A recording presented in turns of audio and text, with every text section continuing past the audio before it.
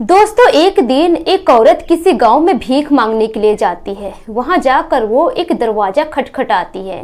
दोस्तों, वो औरत वहां तो भीख मांगने गई थी, लेकिन वो उस घर की मालकिन बन जाती है। तो दोस्तों, आइए जानते हैं कि आखिर उस औरत के साथ ऐसा क्या हुआ था जिसकी वजह से वो उस घर की मालकिन बन जाती है। बहुत ही इंटरेस्टिंग कहानी है, बहुत ही रोचक है। तो आइए जानते हैं पूरी कहानी इस वीडियो में। पर वीडियो में आगे बढ़ने से पहले आप सभी से एक ही रिक्वेस्ट है कि अगर चैनल पर नए आए हैं तो प्लीज मेरे चैनल को सब्सक्राइब कर दीजिए और वीडियो को भी लाइक कर दीजिए ताकि मेरा हौसला बढ़ता रहे। दोस्तों, मेरा नाम है तबस्सुम खातून और आप सभी का मेरे चैनल पर स्वागत है। दोस्तों, एक दिन एक गांव में एक 28 साल की महिला भीख मांग रही थी। वो भीख मांगते मांगते इधर से उधर भटक रही थी। दोस्तों, उस महिला को काफी भूख भी लगी हुई थी और प्यास भी। इसी तरह से धीरे धीरे वो आगे बढ़ रही थी। आगे बढ़ने के बाद एक बड़ा सा मकान दिखता है उस महिला को। दोस्तों, वो महिला उस मकान के बाहर चली जाती है और वहां पर वो दरवाजा खटखटाने लगती है। काफी देर तक वो औरत वहां का दरवाजा खटखटाती है, लेकिन दोस्तों अंदर से कोई जवाब नहीं आता है और ना ही कोई दरवाजा खोलता है। दोस्तों, कुछ देर खड़ी रहने के बाद वो जो औरत थी वहां से घूम जाती है और बाहर की ओर आने लगती है। दोस्तों, तभी अंदर से एक आदमी दरवाजा खोलता है और कहता है कि रुकिए, आपको क्या काम है, कहिए। दोस्तों, जो महिला थी वो कहती है कि मुझे बहुत तेज भूख लगी है, अगर कुछ खाने के लिए है तो मुझे खाना दे दीजिए। दोस्तों, वो जो आदमी था बस उस महिला को घूरा ही जा रहा था। वो इस तरह से देख रहा था उस महिला को जैसे कि उसे वो पहचानता हो, जानता हो। दोस्तों, कुछ देर देखने के बाद वो आदमी कहता है कि शायद मैंने आपको कहीं देखा है। दोस्तों, उस आदमी की बातें सुनकर वो महिला हंसने लगती है और कहती है कि क्या कह रहे हैं साहब, आपने जरूर मुझे कहीं देखा होगा। मैं भीख मांगती हूँ और इधर से उधर मैं भटकती रहती हूँ शहर में। हो सकता है कि आपने मुझे कहीं देखा होगा। लेकिन दोस्तों, वो आदमी कहता है कि नहीं, वाकई में मैं आपको जानता हूँ और मैं आपको कहीं पर देखा हूँ और आपसे मिला भी हूँ। दोस्तों, उसके बाद वो आदमी कहता है कि कहीं आपका नाम वैशाली तो नहीं है। दोस्तों, जब वो औरत इतना सुनती है तो दंग रह जाती है और कहती है कि आपको कैसे पता कि मेरा नाम वैशाली है। जी हाँ, मेरा नाम वैशाली है, लेकिन मैं इस बात से परेशान हूँ कि आप मुझे कैसे जानते हैं। दोस्तों, उसके बाद वो आदमी कहता है कि मैं आपकी सहेली आरती का पति हूँ। दोस्तों, जब ये बात वो महिला सुनती है तो एकदम से दंग रह जाती है और वो कहती है कि मेरी सहेली आरती का तो पति दुबला पतला था और मैं उसे अच्छे से जानती हूँ, लेकिन आप तो इतने हट्टे खाटे हैं, मोटे हैं, आखिर आप उसके पति कैसे हो सकते हैं। दोस्तों, उसके बाद वो आदमी कहता है कि दरअसल खान पान की वजह से मेरा चेहरा बदल गया है, मैं आरती का ही पति हूँ। दोस्तों, जब वो औरत इतना सुनती है वैशाली तो कहती है कि अगर आप आरती के पति है तो आरती कहाँ है, वो तो घर पे ही होगी, आप उसे बुलाइए, मुझे उससे बातें करनी है। दोस्तों, जब वो भिखारन ऐसा कहती है तो आदमी मायूस हो जाता है और अपनी निगाहें नीचे कर लेता है और कहता है कि तुम्हारी सहेली मुझे छोड़कर चली गई है। दोस्तों, जब यह बात वैशाली सुनती है तो दंग रह जाती है और वो पूछती है कि आखिर ऐसा क्या हुआ जो वो आपको छोड़कर चली गई। दोस्तों, उसके बाद वो आदमी कहता है कि दरअसल मेरी बीवी का किसी और के साथ चक्कर था। वो शादी से पहले से ही किसी और के साथ प्यार करती थी, शादी के बाद भी वो उससे बात करती थी, उससे मिलना जुलना करती थी। एक दिन मैंने उसे रंगे हाथों पकड़ लिया और उसी दिन हम दोनों के बीच में झगड़ा लड़ाई शुरू हो गया और तभी से हम दोनों के बीच में मनमुटाव शुरू था।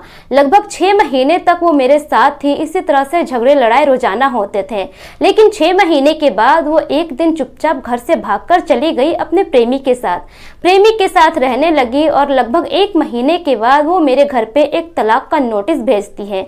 वो मुझसे तलाक चाहती थी। अब इस वजह से मैंने भी उसे तलाक दे दिया, क्योंकि मैं नहीं चाहता था कि वो मेरी वजह से परेशान रहे। आखिर उसको कोई और पसंद है, किसी और के साथ रहना चाहती है, तो मैं भी उसे तलाक दे दिया। दोस्तों, जब यह बात वैशाली सुनती है तो उसके भी आंखों में आंसू आ जाते हैं और वो भी बहुत उदास हो जाती है। दोस्तों, उसके बाद वो आदमी पूछता है कि ये सब तो ठीक है, लेकिन तुम बताओ, तुम्हारी तो शादी हो गई थी ना। मैंने सुना था कि तुम्हारी शादी हो गई है और तुम अपने ससुराल में बहुत अच्छे से रह रही हो, तुम्हारे पति बहुत अच्छे थे, मैंने तो ऐसा सुना था, लेकिन तुम्हारी ऐसी हालत कैसे हो गई। दोस्तों, जब वो आदमी इतना पूछता है तो वैशाली वहीं पर फूट फूट कर रोने लगती है। किसी तरह से वो आदमी उसे सहारा देता है और कहता है कि चलो तुम रो मत, पहले अंदर आओ, बैठो, कुछ खा पी लो, उसके बाद बातें करते हैं। दोस्तों दरअसल जो आदमी वैशाली को अपने घर के अंदर लेकर जाता है उस आदमी का नाम था रमेश। रमेश वैशाली को पहले खाना वगैरह लाकर देता है। वैशाली खाना खाती है। खाना खाने के कुछ देर बाद फिर से दोनों के बीच में बातचीत शुरू हो जाती है। उसके बाद कहती है वैशाली कि जी हाँ, मेरी शादी हो गई थी। शादी के बाद मैं अपने ससुराल में अच्छे से रह रही थी, लेकिन कुछ ही महीनों के बाद मेरे पति से बहुत झगड़ा लड़ाई होने लगा और जो मेरे ससुराल वाले थे वो लोग भी मुझे बहुत परेशान किया करते थे। अब एक दिन मैं गुस्सा होकर अपने मायके आ गई। उसके बाद मैं अपने ससुराल कभी गई ही नहीं। मायके में कुछ महीने रही, लेकिन कुछ महीनों के अंदर ही मेरे माता पिता का देहांत हो गया। माता पिता के देहांत के बाद अब मैं अपने मायके में ही रहती थी। मेरे भैया भाभी थे, लेकिन कुछ महीने गुजरने के बाद अब मेरे भैया भाभी भी मुझसे परेशान हो गए थे, क्योंकि वो लोग मुझे खाना वगैरह नहीं खिलाना चाहते थे। वो लोग कहते थे कि महंगाई काफ़ी बढ़ गई है, अगर मैं इस तरह से तुम्हें बैठा कर खिलाऊंगा तो कैसे चलेगा, मैं तुम्हें यहाँ नहीं रख सकता, तुम जहाँ जाना चाहती हो चली जाओ। इस तरह से एक दिन मेरे घर में भैया भाभी के साथ बहुत ज़्यादा झगड़ा लड़ाई हो गया और मैं अपना घर छोड़कर बाहर निकल आई, दूसरे शहर चली गई। दूसरे शहर जाने के बाद मैं इधर उधर काम किया करती थी, लेकिन बाहर के लोग इस तरह का व्यवहार करते थे मेरे साथ, इस तरह से बुरी नज़रों से देखते थे कि मैं परेशान हो गई थी कि अब कहाँ जाऊँगी। फिर मेरे मन में ख्याल आया कि मैं दूसरों के घरों में ही काम कर लिया करूँगी, इससे मैं सेफ भी रहूँगी, मुझे एक छत मिल जाएगा और 3 टाइम का खाना मिल जाएगा। लेकिन दूसरों के घरों में भी मेरे साथ ऐसा ही व्यवहार हुआ। लोग मुझे गंदी नजरों से देखा करते थे और कई बार मुझ पे बहुत तरह के प्रॉब्लम भी आए थे। इस वजह से मैं दूसरों के घरों में भी रहना छोड़ दी। तभी मैंने ठान लिया कि अगर मैं रास्ते में भिखारन की तरह रहूंगी तो किसी की नज़र मुझ पे नहीं पड़ेगी और मैं भीख मांग कर ही अपना गुजारा करूंगी। कई जगह घूमने के बाद, कई गांव, कई शहर घूमने के बाद मैं इस शहर में आ गई और यहाँ पर एक छोटा सा मकान ली हूँ किराए पर। वहीं पर रहती हूँ और सारा दिन में घूमकर भीख मांगती हूँ। लोगों के घर में भीख मांगकर खाना भी खा लेती हूँ और इसी तरह से अपनी जिंदगी गुजार रही हूँ। दोस्तों जब यह सारी बातें रमेश सुनता है तो वो बहुत दुखी होता है, उसके भी आंखें भर आती है। दोस्तों दरअसल रमेश और वैशाली की मुलाकात उसकी बीवी आरती के घर पे हुई थी। जब भी आरती अपने पति से झगड़ा करके अपने मायके जाया करती थी तो वहीं पर वैशाली भी आया करती थी, और जब भी रमेश जाता अपनी बीवी को मनाने के लिए तो उस वक्त वहां पर वैशाली भी रहती और वैशाली अपनी दोस्त आरती को मनाया करती थी, उसे समझाया करती थी। उसी दौरान रमेश और वैशाली की मुलाकात हुई थी और तभी से वो दोनों एक दूसरे को जानते थे। दोस्तों जब रमेश वैशाली की सारी बातें सुनता है, उसकी दुख भरी कहानी सुनता है, उसके बाद रमेश उस पर अपनी सहानुभूति दिखाता है। दोस्तों उसके बाद रमेश कहता है कि देखो वैशाली, अगर तुम्हें बुरा ना लगे तो मैं तुम्हें एक बात कहना चाहता हूँ। दोस्तों उसके बाद वैशाली कहती है कि जी हाँ कहिए, क्या बात है। फिर जाकर रमेश कहता है कि अगर तुम चाहो तो तुम मेरे घर में रह सकते हो। मेरे घर की हालत देखो कैसी हो गई है, एक लेडीज नहीं है, इस वजह से मेरे घर की हालत बहुत बुरी हो गई है। हम दोनों भाई अपने काम पे रहते हैं, घर को साफ करने का टाइम नहीं मिलता है, सजने संवारने का टाइम ही नहीं मिलता है मेरे घर को। अगर तुम मेरे घर में रहोगी, बस तुम्हारा काम यही है कि घर की साफ सफाई कर देना, 3 टाइम का खाना बना देना और तुम भी हम लोग के साथ ही रहो। इस तरह से तुम्हें घर मिल जाएगा, एक सहारा मिल जाएगा। दोस्तों जो वैशाली थी रमेश की बात को सुनकर वो रोने लगती है और कहती है कि इस दुनिया में भी इतने अच्छे अच्छे लोग हैं। दोस्तों उसके बाद वैशाली कहती है कि अगर आपको ऐतराज नहीं है तो मैं आपके घर में रहने के लिए तैयार हूँ। दोस्तों अब उसी वक्त से वैशाली उस घर में रहने लगती है। अब धीरे धीरे अगला दिन निकल आता है। जो रमेश का छोटा भाई था शहर गया था किसी काम से और वो अगला दिन ही आता है। जब वो अगला दिन आता है तो वैशाली को घर में देखकर दंग रह जाता है। अब वो अपने बड़े भाई से पूछता है कि भैया ये कौन है। उसके बाद रमेश उसके बारे में सारी बातें बताता है। अब जो उसका छोटा भाई था वो अपने भैया से कहता है कि भैया ये आपने बहुत अच्छा किया जो इनको आपने इस घर में शरण दे दी। दोस्तों इसी तरह से धीरे धीरे वक्त गुजरने लगता है। वैशाली उस घर को बिल्कुल अपने घर की तरह मानती, साफ सफाई करती, खाना वगैरह बनाती, सभी के कपड़े लत्ते खुद धो लिया करती थी जैसे कि वो खुद का ही घर हो। धीरे धीरे इसी तरह से वक्त गुजरने लगता है। वैशाली दोनों भाइयों का खूब ख्याल रखती, वक्त पे खाना देती, कपड़े साफ सुथरे देती, आयरन करके देती। दोस्तों इस तरह से धीरे धीरे जो रमेश था उसके दिल में वैशाली के लिए प्यार जागने लगता है, क्योंकि जिस तरह से वैशाली उस घर को रखती रखती थी उस तरह से उसकी बीवी आरती भी नहीं रखा करती थी। धीरे धीरे लगभग 6 महीने का वक्त गुजर जाता है और 6 महीने से वैशाली उसी घर में रहने लगती है। दोस्तों अब धीरे धीरे जो गांव के लोग थे तरह तरह की बातें करने लगते हैं कि आखिर फलाने के घर में जो लड़की आई है वो है कौन, जो अपने घर की तरह उस घर में रहती है, जैसे कि मानो उस घर की बहू हो, उस घर की मालकिन हो। दोस्तों इस तरह से बात पूरे गांव में फैल जाती है और एक दिन गांव के सरपंच जी आते हैं उसके घर में। घर में आने के बाद रमेश को अच्छे से समझाते हैं कि देखो बेटा, तुम इस लड़की को जो लाए हो, आखिर ये लड़की कौन है, तुम्हारा इसके साथ कैसा रिश्ता है। दोस्तों अब जो रमेश था सरपंच जी को सारी बातें बताता है वैशाली के बारे में। उसके बाद सरपंच जी से कहता है कि सरपंच जी अब आप ही बताइए, मैंने इस लड़की को इस घर में शरण देकर सही किया या गलत किया। दोस्तों उसके बाद गांव के सरपंच जी कहते हैं कि बेटा तुमने जो भी किया बिल्कुल सही किया। उसके बाद इसी तरह से धीरे धीरे वक्त गुजरने लगता है। गाँव के लोगों की जो बातें थी वो तो थी ही, वो चुप होने का नाम ही नहीं ले रहा था।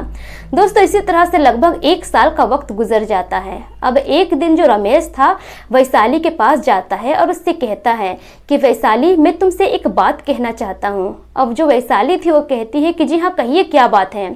उसके बाद रमेश कहता है कि जब से तुम आई हो इस घर में, इस घर का अच्छे से ख्याल रख रही हो, हम दोनों भाइयों का अच्छे से ख्याल रख रही हो और कहीं ना कहीं मैं तुम्हें पसंद करने लगा हूँ। दोस्तों इसके बाद रमेश कहता है कि अगर तुम चाहो तो मैं तुमसे शादी करना चाहता हूँ। दोस्तों जब यह बात वैशाली सुनती है तो उसके पैरों तले जमीन खिसक जाती है। अब वो क्या बोलेगी उसे कुछ समझ में नहीं आ रहा था, वो एकदम हक्का बक्का रह जाती है। दोस्तों थोड़ी देर चुप रहने के बाद वैशाली कहती है वो सब तो ठीक है, लेकिन कभी अगर आपकी बीवी आ गई आरती इस घर में और वो फिर से आपके साथ रहना चाहिए तो फिर तो आप मुझे छोड़ देंगे, फिर से मेरी जिंदगी वही हो जाएगी जो पहले थी, तो मैं आपके साथ शादी नहीं कर सकती। दोस्तों रमेश उसे दिलासा देता है, भरोसा देता है और कहता है कि तुम मुझ पर भरोसा करो, ऐसा कभी नहीं होगा, हम दोनों का तलाक हो गया है और वो कभी आती भी है मेरे पास वापस तो मैं उसे कभी नहीं अपनाऊंगा। दोस्तों जब इस तरह से रमेश भरोसा दिलाता है तो फिर वैशाली कहती है कि ठीक है मैं आपसे शादी करने के लिए तैयार हूँ। दोस्तों जब वैशाली शादी के लिए हाँ कह देती है तो रमेश बहुत खुश होता है। अब वो अपने भाई के आने का इंतजार कर रहा था। धीरे धीरे शाम का वक्त हो जाता है। जब शाम के वक्त रमेश का छोटा भाई घर आता है तो रमेश अपने भाई के पास जाता है और अपने भाई से कहता है कि वो वैशाली से शादी करना चाहता है। दोस्तों जब यह बात रमेश का भाई सुनता है तो वो बहुत खुश होता है और कहता है कि भैया अगर वो आपसे शादी करना चाहती है तो कर लीजिए, वो लड़की बहुत अच्छी है। हम लोग देख ही रहे हैं कि 1 सालों से उसने किस तरह से घर को संभाल कर रखा है। लेकिन दोस्तों उसके बाद रमेश का छोटा भाई कहता है कि भैया इस तरह से आप चुपचाप शादी मत कीजिए, आप एक काम कीजिए, पहले जाइए सरपंच जी के पास और उनसे सारी बातें कहिए और कहिए कि आप उनसे शादी करना चाहते हैं। दोस्तों अब जो रमेश था अपनी भाई की बात को मानता है और चला जाता है रात को ही सरपंच जी के घर। सरपंच जी के घर जाने के बाद रमेश पूरी बात बताता है और कहता है कि वो वैशाली से शादी करना चाहता है। दोस्तों अब यह बात सुनकर सरपंच जी भी बहुत खुश होते हैं और अगले ही दिन सभी लोग मिलकर मंदिर में जाते हैं। गांव के कुछ लोग भी होते हैं और साथ ही सरपंच जी भी होते हैं। मंदिर में जाकर रमेश वैशाली से शादी कर लेता है। दोस्तों शादी के बाद अब खुशी खुशी वैशाली अपने ससुराल में अपने पति और देवर के साथ रहने लगती है। इसी तरह से धीरे धीरे वक्त गुजरता है। वैशाली शादी के बाद और भी ज्यादा अपने देवर और पति का ख्याल रखने लगती है। धीरे धीरे लगभग दोनों की शादी को 1.5 साल का वक्त गुजर जाता है। दोस्तों 1.5 साल के बाद वैशाली एक बेटे को जन्म देती है। बेटे के जन्म के बाद उस घर की खुशियां और भी दोगुनी हो जाती है। दोस्तों अब इसी तरह से धीरे धीरे वक्त गुजरने लगता है। वैशाली अपने बेटे और घर में बिजी थी, उधर वैशाली के पति और उसके देवर अपने कामकाज में बिजी थे। अब इसी तरह से लगभग और 6 महीने का वक्त गुजर जाता है। दोस्तों अब एक दिन वैशाली अपने पति से कहती है कि आपके छोटे भाई की भी उम्र हो गई है शादी की, अब उसके लिए भी लड़की देखिए और उसकी भी शादी करवानी है। दोस्तों जो रमेश था वो कहता है कि ये तो तुमने बहुत ही अच्छा बोला, अब उसके लिए तो लड़की देखनी ही पड़ेगी। दोस्तों 2-3 जगह लड़की लड़की देखने के बाद एक जगह रमेश को उसके भाई के लिए लड़की पसंद आ जाती है। अब लड़की को पसंद करते ही रमेश का भाई अपने छोटे भाई की भी शादी करवा देता है। उसकी भी शादी हो जाती है। अब घर में दो लड़कियां आ गई थी घर को संभालने के लिए। दोस्तों, उन लोगों की जिंदगी बहुत ही खुशहाल तरीके से गुजर रही थी। दोस्तों, इसी तरह से एक दिन वैशाली अपने पति से कहती है कि अगर आपके पास वक्त हो तो एक दिन मेरे लिए वक्त निकालिए, मुझे कहीं जाना है। दोस्तों, रमेश कहता है कि अरे तुम ऐसा क्यों कह रही हो, तुम्हें कहाँ जाना है कहो, मैं हमेशा तुम्हारे लिए फ्री हूँ।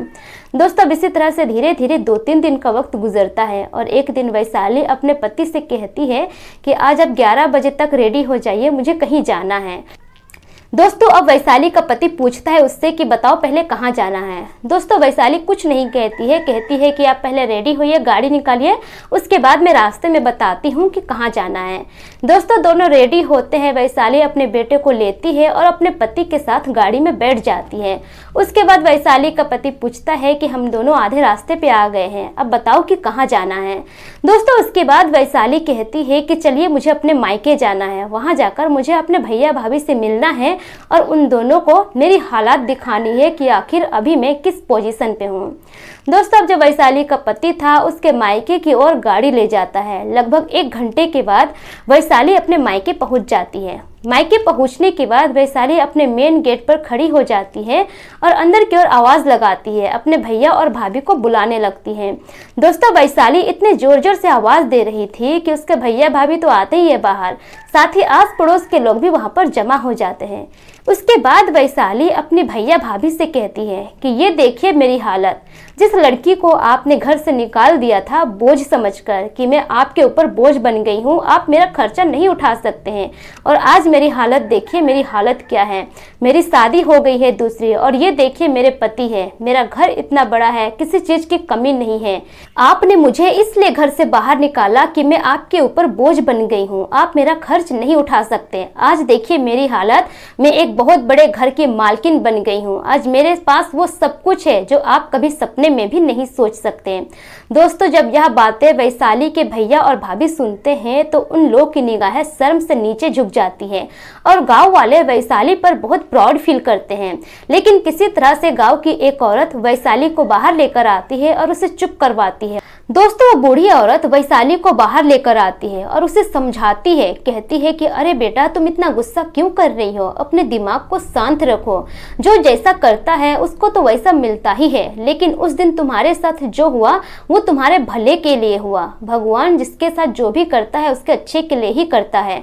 आखिर उस दिन तुम्हारे भैया भाभी तुम्हें घर से निकाले और तुम बाहर चली गई, बाहर जाकर भीख मांगने लगी, तभी तुम उस घर में पहुंची और उस घर की मालकिन बन गई। अगर तुम्हारे साथ वो सब कुछ नहीं होता तो शायद तुम उस घर की मालकिन नहीं बन पाती। दोस्तों, जब इस तरह से वो बूढ़ी औरत समझाती है तो कहीं ना कहीं वैशाली को समझ में आता है और वो शांत होती है। शांत होने के बाद अपने गांव के सभी लोगों से मिलती है और अपने पति के साथ गाड़ी में बैठ जाती है और अपने ससुराल की ओर लौट जाती है। दोस्तों, कुछ घंटों के बाद वैशाली अपने ससुराल पहुंच जाती है, फिर से अपने जिंदगी में बिजी हो जाती है और खुशी खुशी अपने फैमिली के साथ जिंदगी गुजारने लगती है। तो दोस्तों, इसलिए कहते हैं कि बुरे वक्त में कभी भी इंसान को घबराना नहीं चाहिए, क्योंकि बुरे वक्त में ही अपने और पराये की पहचान होती है और बुरा वक्त आपको बहुत कुछ सिखा कर भी जाता है। दोस्तों, मेरे पिछले वीडियोस में जितने भी लोग कमेंट किए हैं उनके नाम कुछ इस प्रकार से हैं। राधा स्वामी जी महेश दोरा उड़ीसा से, प्रकाश राव सऊदी अरब से, नजरे आलम लुधियाना से, रंजन यादव उत्तर प्रदेश से, हसमुद्दीन, बलराम चौधरी वारमेर से, राजेंद्र प्रसाद पुणे से, जावेद अंसारी साइना अंजुम वाराणसी से, अतीकुर शेख बिहपुरिया से, असलम पत्नी जूही अररिया बिहार से, मोहम्मद अंजर नई दिल्ली से, JS चौधरी द्वारिका नई दिल्ली से, जसराज गुदारा अफ्रीका से, हसीबुल अंसारी दुबई से, श्याम प्रकाश कुशवाहा पत्नी सुमन कुशवाहा इटावा उत्तर प्रदेश से, अबू सैफ अंसारी अयूब अंसारी उत्तर प्रदेश से, नरेश पटेल हरियाणा से, मोहम्मद यासीन लाहौर पाकिस्तान से, मास्टर शरीफ नगीना टेलर वजीराबाद दिल्ली से, बादशाह भाई बुल्ढाना महाराष्ट्र से, पूना लाल कुमार पत्नी किरण कुमारी वैशाली बिहार से, मोहम्मद साबिर बिहार से, असलम साद गोपालगंज बिहार से, आसिफ खान सिसबा से। मुकेश कुमार रजक कोटला नई दिल्ली से। रंजीत पासवान मधुबनी से। दिनेश कुमार दुबई से। गुलाब चंद सिंह बिहार से। अमरनाथ बरेली से। पंचम यादव सुपौल बिहार से। राज कोलकाता से। दोस्तों, अगर आप लोग भी अपना नाम मेरी वीडियोस में सुनना चाहते हैं तो अपना नाम और अपने राज्य का नाम कमेंट सेक्शन में जरूर लिखें, ताकि मैं अपने अगली वीडियो में आप सभी का नाम ले सकूं। दोस्तों, मिलते हैं फिर एक नई कहानी के साथ। तब तक के लिए शुक्रिया। जय हिंद।